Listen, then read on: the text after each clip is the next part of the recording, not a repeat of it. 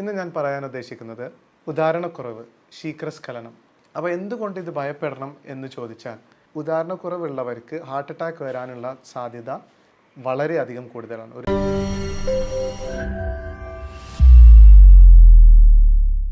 Hi, ഞാൻ doctor Hamid. ഇന്ന് ഞാൻ പറയാൻ ഉദ്ദേശിക്കുന്നത് എൻ്റെ അടുത്ത് സ്ഥിരമായി ഇപ്പോൾ വരുന്ന ഒരു അന്വേഷണമാണ് ഉദാഹരണക്കുറവ്, ശീഘ്രസ്ഖലനം.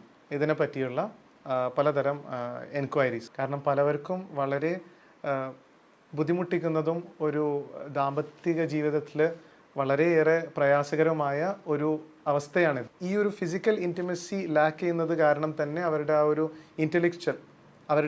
ഇൻ്റലക്ച്വൽ ഇൻറ്റിമസി പോലും നഷ്ടപ്പെടുന്ന ഒരു അവസ്ഥയാണ് കാണുന്നത്. അപ്പോൾ വീട്ടിലേക്ക് പോലും പോകാൻ മടിക്കുന്ന, ലേറ്റായി ചെന്ന്, കാരണം ടയേർഡായി എന്ന് പറഞ്ഞ് ഉറങ്ങാമല്ലോ എന്നുള്ള ഒരു കാരണമെല്ലാം പറയാം എന്ന് വിചാരിച്ച് അകപ്പെടുന്ന ഒരു അവസ്ഥ. അപ്പോൾ ഫുൾ ഫാമിലിനേറ്റ് പോലും അവർക്ക് ഒരു ഡിപ്രഷൻ വരുന്ന ഒരു അവസ്ഥയാണിത്.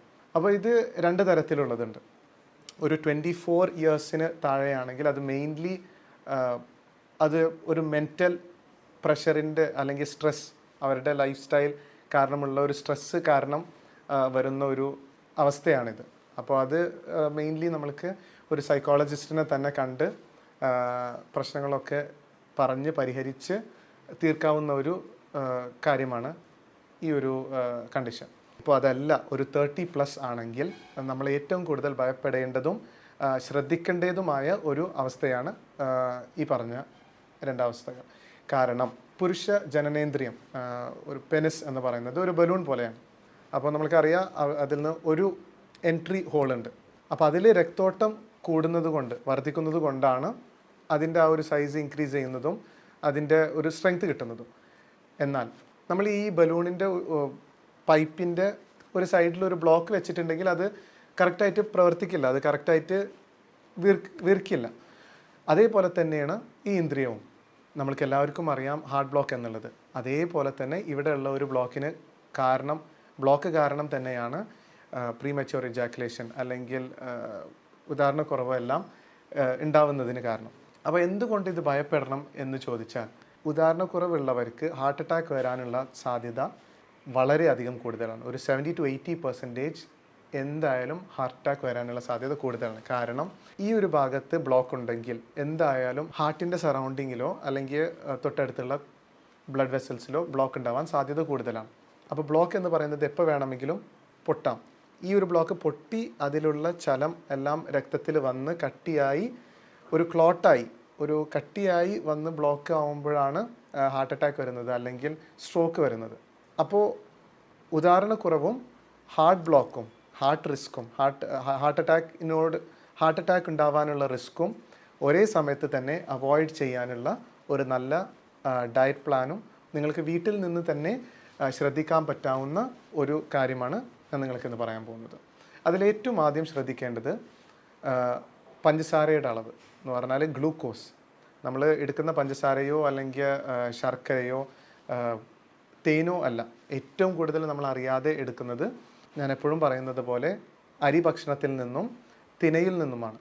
ഓട്സ്, രാഗി, വീറ്റ്, റൈസ്, ഇതിൽ നിന്നെല്ലാമാണ് നമ്മൾ ഏറ്റവും അറിയാതെ ഏറ്റവും കൂടുതൽ കഴിക്കുന്ന ഷുഗർ. ഇതിലെല്ലാറ്റിലും 70 to 80%, 70 തൊട്ട് 80% ഷുഗറിൻ്റെ അംശം കൂടുതലാണ്. ഈ ഷുഗർ ശരീരത്തിനുള്ളിൽ പോയി ട്രൈഗ്ലിസറൈഡ് എന്ന് പറയുന്ന ഒരു കൊഴുപ്പായി മാറണം, ഒരു കെട്ട കൊഴുപ്പ്. ഇതാണ് ചള്ളക്കൊഴുപ്പ് എന്ന് പറയുന്ന ബാഡ് ഫാറ്റ് എന്ന് പറയുന്ന വസ്തു. ഈ ട്രൈഗ്ലിസറൈഡ് ഇത് വരുന്നത് ഷുഗറിൽ നിന്ന് മാത്രമാണ്. അപ്പോൾ ഇത് കുറയ്ക്കുമ്പോൾ ഈ ബാഡ് ഫാറ്റ് ഉണ്ടാവാതെ നിൽക്കും. അപ്പോൾ ഈ ഷുഗർ കുറക്കുമ്പോൾ ബാഡ് ഫാറ്റ് ഇല്ലാതിരിക്കും. എൻ്റെ മുന്നത്തെ ഒരു വീഡിയോയിൽ ഞാൻ പറഞ്ഞിട്ടുണ്ടായിരുന്നു the risk factors four heart block എന്നുള്ളത്. അതേ ഒരു റിസ്ക് ഫാക്ടർ തന്നെയാണ് ഉദാഹരണക്കുറവിനും നമ്മൾ കാണേണ്ടത്. കാരണം നിക്കോട്ടീൻ അല്ലെങ്കിൽ high blood pressure, high sugar intake, high triglyceride in the body, പിന്നെ വിറ്റമിൻ B12 കുറവ്, ഇതെല്ലാം മുറിവുകൾ ഉണ്ടാക്കി ബ്ലോക്കിനുള്ള സാധ്യത കൂട്ടും. അപ്പോൾ ഇതെല്ലാം ശ്രദ്ധിച്ചു കഴിഞ്ഞാൽ തന്നെ നമ്മളുടെ ബോഡിയിലുള്ള ബ്ലോക്കുകളെ നമുക്ക് പതുക്കനെ നീക്കം ചെയ്യാനും ആ ഇൻഫ്ലമേഷൻ കുറക്കാനും തരണം ചെയ്യാനും പറ്റും. അപ്പോൾ ഏറ്റവും ഫസ്റ്റ് എന്ന് പറഞ്ഞത് ഗ്രെയിൻസ് ഒഴിവാക്കാം. ഗ്രെയിൻസും ഷുഗേഴ്സും ഫ്രൈഡ് ഫുഡ്സും എല്ലാം ഒഴിവാക്കാം, ബേക്കറി ഐറ്റംസ് എല്ലാം. രണ്ടാമതെന്ന് പറയുന്നത് omega-3 എന്ന് പറയുന്ന ഒരു നല്ലൊരു കൊഴുപ്പുണ്ട്. അത് എല്ലാ തരം വീക്കങ്ങളെയും ഓൾ ഇൻഫ്ലമേഷൻസ് നമ്മുടെ ബോഡിയിൽ നിന്ന് ഒഴിവാക്കുന്ന ഒരു നല്ല ഒരു മോളിക്യൂളാണ്, ഒരു വണ്ടർ മോളിക്യൂളാണ്. ഇത് ഏറ്റവും കൂടുതൽ കാണപ്പെടുന്നത് മത്തി, ചാള എന്നുള്ള മീനുകളിലാണ്, അതിൻ്റെ ഫാറ്റിലാണ് ഇത് കാണുന്നത്. അതല്ലെങ്കിൽ നമ്മൾക്ക് സപ്ലിമെൻ്റ് ആയിട്ട് തന്നെ എടുക്കാം. ഇപ്പോൾ മീനിൽ നിന്നാണ് നിങ്ങളത് എടുക്കുന്നതെങ്കിൽ വറുത്ത് കഴിക്കാതെ കറി വെച്ച് തന്നെ കഴിക്കുക, അല്ലെങ്കിൽ സ്റ്റീം ചെയ്ത് കഴിക്കാം. അല്ലെങ്കിൽ വറുത്ത് കഴിഞ്ഞാൽ അതിൻ്റെ സ്ട്രക്ചർ മാറിക്കഴിയും. അപ്പോൾ omega-3ൻ്റെ ഗുണം നമ്മളുടെ ശരീരത്തിന് ഇല്ലാതായി പോകും.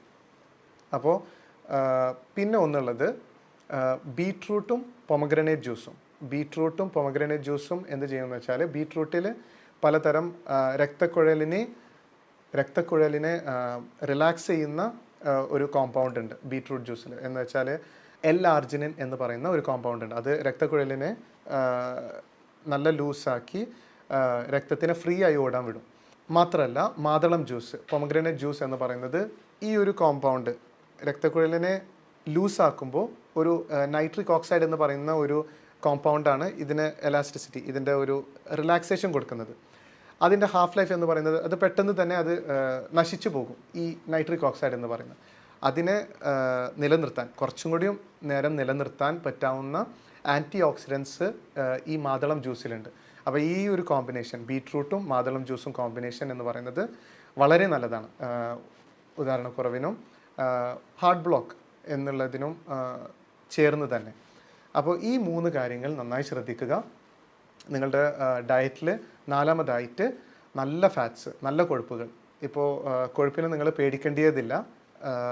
ഡെയറി പ്രൊഡക്ട്സിലാണെങ്കിലും നെയ്യ്, വെളിച്ചെണ്ണ, നട്ട്സ്, പിന്നെ ബട്ടർ, ഇത് എല്ലാം, മുട്ട, ഇതിലെല്ലാത്തിലുമുള്ള ഫാറ്റ്സ് എല്ലാം വളരെ നല്ല ഫാറ്റ്സാണ്. ഇതെല്ലാം ധാരാളമായിട്ട് നിങ്ങളുടെ ഡയറ്റിൽ ഇൻക്ലൂഡ് ചെയ്യുക. അപ്പോൾ ഇത് ഫസ്റ്റ് ഒരു 24 വയസ്സിന് കുറവുള്ളവരാണെങ്കിൽ mostly it will be because of mental tensions അല്ലെങ്കിൽ സ്ട്രെസ്സ്. ഇതൊക്കെ മാനസിക സമ്മർദ്ദങ്ങൾ കാരണം തന്നെ ആയിരിക്കാം ഇതിൻ്റെ ഉദാഹരണക്കുറവിൻ്റെ ഒരു മൂല കാരണം. അതിനുള്ള സൈക്കോളജിസ്റ്റിനെ കാണാം. 30 ശേഷമുള്ളവരാണെങ്കിൽ പ്രത്യേകം ശ്രദ്ധിക്കുക, ലൈഫ് സ്റ്റൈൽ നല്ലോണം മാറ്റുക. ഒന്നും കൂടി B health aware, B conscious about your health and take care. കാരണം ഇത് നിങ്ങളുടെ ദാമ്പത്യ ജീവിതത്തെ മാത്രമല്ല ബാധിക്കുന്നത്, നിങ്ങളുടെ തന്നെ ജീവിതത്തെ. അതൊരു ഹാർട്ട് അറ്റാക്ക് ആയിട്ട് വരാം ഭാവിയിൽ. അപ്പോൾ അതിനെ നന്നായി സൂക്ഷിക്കുക. ഈ ടിപ്സ് എല്ലാം കറക്റ്റായിട്ട് ഫോളോ ചെയ്യുക. Thank you.